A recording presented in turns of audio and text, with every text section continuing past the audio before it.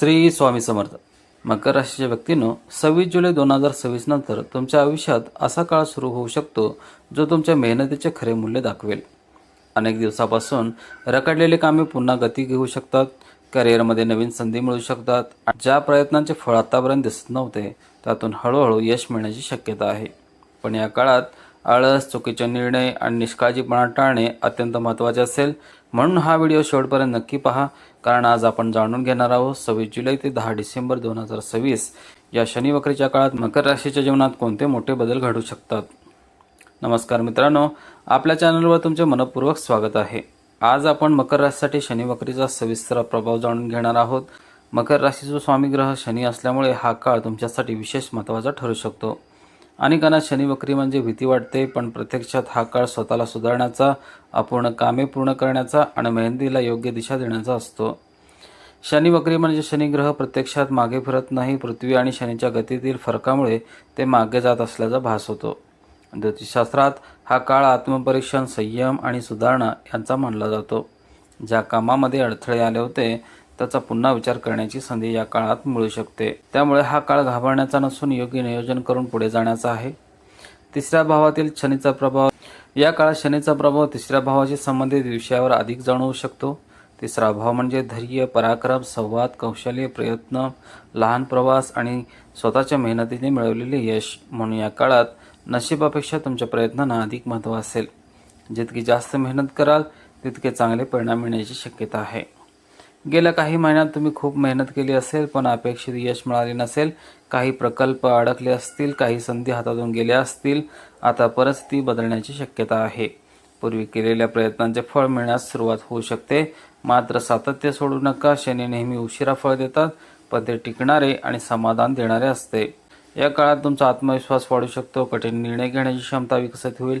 ज्या कामांना तुम्ही भीतीमुळे पुढे ढकलत होता ती पूर्ण करण्याची प्रेरणा मिळू शकते. मात्र अहंकार आणि अति आत्मविश्वास टाळा. प्रत्येक निर्णय शांतपणे आणि विचारपूर्वक घ्या. तिसऱ्या भावाचा संबंध बोलण्याच्या आणि संवादाच्या पद्धतीशी असतो. या काळात तुमच्या शब्दांचा इतरांवर मोठा प्रभाव पडू शकतो, म्हणून रागाच्या भरात बोलू नका. संयमी आणि आदरयुक्त संवाद ठेवल्यास नाती मजबूत होतील आणि कामातही यश मिळेल. कामानिमित्त छोटे प्रवास करण्याची वेळ येऊ शकते. हे प्रवास भविष्यात नवीन संधी घेऊन येऊ शकतात. नवीन लोकांशी ओळखी वाढतील. योग्य व्यक्तीचे मार्गदर्शन मिळू शकते. त्यामुळे प्रत्येक संधीचा सकारात्मक दृष्टिकोन विचार करा.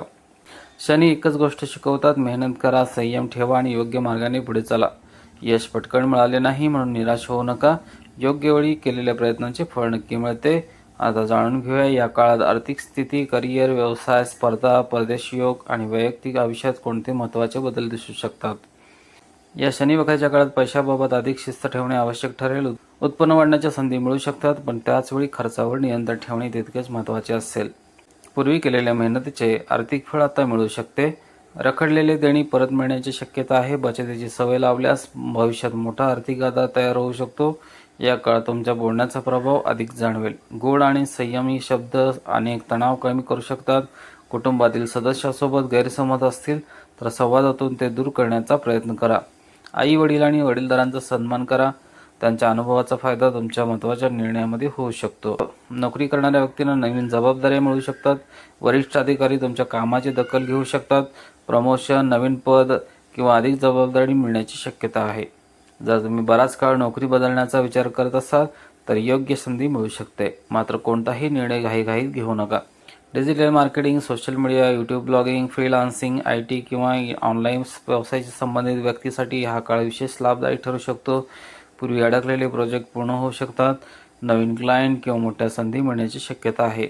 तुमच्या कौशल्यामुळे उत्पन्नाचे नवीन मार्ग खुलू शकतात. जर तुम्ही स्पर्धा परीक्षेची तयारी करत असाल किंवा एखाद्या महत्त्वाच्या निवड प्रक्रियेत सहभागी असाल तर सातत्यपूर्ण अभ्यासाचे चांगले परिणाम मिळू शकतात. शिस्तबद्ध तयारी करणाऱ्या विद्यार्थ्यांसाठी हा काळ उत्साहवर्धक ठरू शकतो. नियमित सराव आणि वेळेचे नियोजन हेच तुमचे सर्वात मोठे बल असेल. जर परदेशात शिक्षण, नोकरी, व्यवसाय किंवा स्थायिक होण्याचे नियोजन सुरू असेल तर रखडलेली प्रक्रिया पुन्हा गती घेऊ शकतात. विजा, PR किंवा इतर आवश्यक कागदपत्रांशी संबंधित काही अडथळे दूर होण्याची शक्यता आहे. तसेच सर्व कागदपत्रे काळजीपूर्वक तपासूनच पुढील पाऊल उचला. प्रेम संवादाला महत्त्व द्या, गैरसमज वाढू देऊ नका, एकमेकांवर विश्वास ठेवा. घरातील वडीलधाऱ्यांचा विशेषतः वडिलांचा आशीर्वाद घेणे मानसिक बळ आणि आत्मविश्वास वाढवू शकते. त्यांच्या अनुभवातून तुम्हाला योग्य दिशा मिळू शकते. अनावश्यक खर्च करू नका, रागाच्या भरात निर्णय घेऊ नका, कोणत्याही अफवावर विश्वास ठेवू नका, आळसामुळे महत्त्वाची कामे पुढे ढकलू नका, नकारात्मक विचारांमध्ये अडकून राहू नका. आता जाणून घेऊया या शनी वक्रीच्या काळात कोणते उपाय करावेत, कोणत्या सवयी अंगीकाराव्यात आणि हा काळ अधिक सकारात्मक कसा बनवता येईल. या काळात श्रद्धा आणि सातत्याने शनिदेवाचा बीज मंत्र जपणे शुभ मानले जाते. दररोज किंवा शक्य असल्यास शनिवारी शांत मनाने हा मंत्र जपा. ओम प्राम प्रीम प्रोम सह शनिचराय नमः. मंत्र जप करताना मन शांत ठेवा आणि चांगल्या कर्माचा संकल्प करा. लक्षात ठेवा, मंत्रासोबत प्रामाणिक आचरण आणि मेहनत ही तितकीच महत्त्वाची आहे. शनिवारी सकाळी किंवा संध्याकाळी पिंपळाच्या वृक्षाजवळ जाऊन श्रद्धेने पंचामृत अर्पण करा. त्यानंतर वृक्षाच्या मुळाशी मोहरीच्या तेलाचा दिवा लावा. हा उपाय करताना मनात अहंकार नसावा. ईश्वराकडे कुटुंबाचे आरोग्य, सुख आणि योग्य मार्गदर्शन यासाठी प्रार्थना करा. दान पुण्याचे महत्त्व. या काळात आपल्या क्षमतेनुसार गरजूंना मदत करणे अत्यंत शुभ मानले जाते. शनिवारी गरिबांना आंबट, गोड फळे, अन्नधान्य किंवा आवश्यक वस्तूंचे दान करू शकता. तसे वृद्ध, मजूर, असहाय्य आणि गरजू व्यक्तींची सेवा करण्याचा प्रयत्न करा. दान हे प्रसिद्धीसाठी नव्हे तर सेवाभावाने केले तर त्यांचे खरे महत्त्व वाढते. दररोज सकाळी उगवत्या सूर्याला स्वच्छ पाण्याचे अर्घ्य द्या. त्यामुळे दिवसाची सुरुवात सकारात्मक ऊर्जेने होऊ शकते. त्याचबरोबर आत्मविश्वास, शिस्त आणि मानसिक स्थैर्य वाढवण्यासाठी ही एक चांगली सवय मानली जाते. या काळात तुमचे शब्द आणि विचार दोन्ही महत्त्वाची भूमिका बजावतील. रागाच्या भरात बोलू नका, नकारात्मक विचारामध्ये अडकून राहू नका. संयमी, सकारात्मक आणि आदरयुक्त संवादामुळे नाती अधिक मजबूत होतील. मकर राशीचे व्यक्ती मेहनती असतात, पण कधीकधी कामाचा ताण किंवा नैराश्यामुळे गती कमी होते. या काळात कोणतेही काम पुढे ढकलू नका. दररोजचे नियोजन करा, छोटे छोटे उद्दिष्ट ठेवा आणि ती पूर्ण करण्याचा प्रयत्न करा. सातत्य हेच तुमचे सर्वात मोठे शस्त्र ठरेल.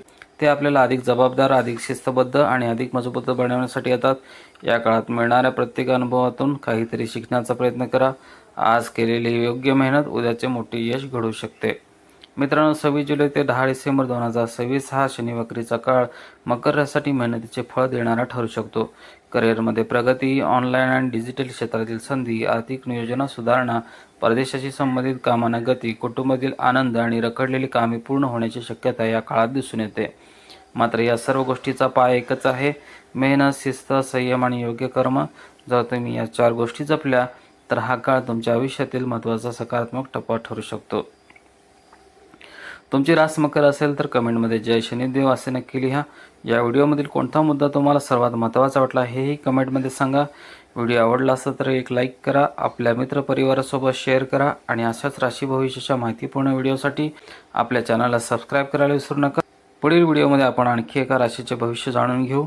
तोपर्यंत आनंदी राहा, निरोगी राहा आणि सकारात्मक विचारांनी पुढे चला. धन्यवाद. नमस्कार.